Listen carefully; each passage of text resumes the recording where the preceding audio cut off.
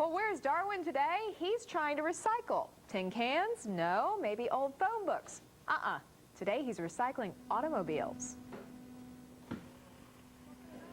If you've ever been to a salvage yard, you've seen it. Car after car, truck after truck, each tainted with crumpled fenders, crushed hoods, and broken windshields. To that extent, Butlers Auto Parts and Salvage Yard is like many others. But look closer and you will find some differences. It's not what they do, it's how they do it. We've been able to prove that it can be done environmentally correct. Jim Butler says his Pensacola salvage yard squeezes everything it can out of a car before sending the remains to the crusher.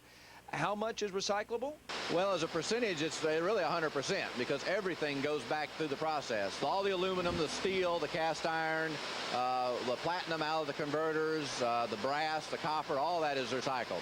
Tommy and Kevin are here to show me the process of dismantling this 1994 Buick Roadmaster. It's a gold mine of recyclable parts because it only had 31,000 miles on it before it was hit in the side by another vehicle.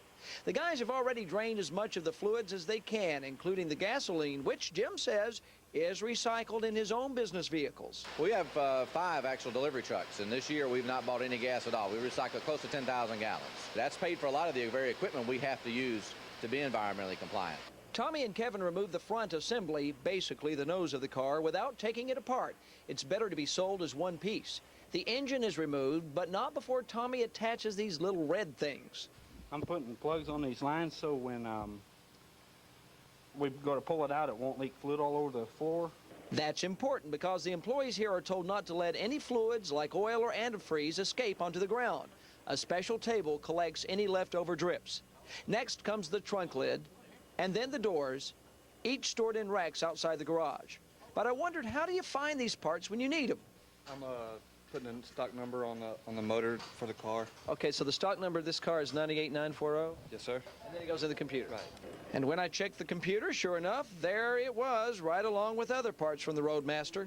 Many parts like wheels, engines, even computer modules are stored inside the warehouse.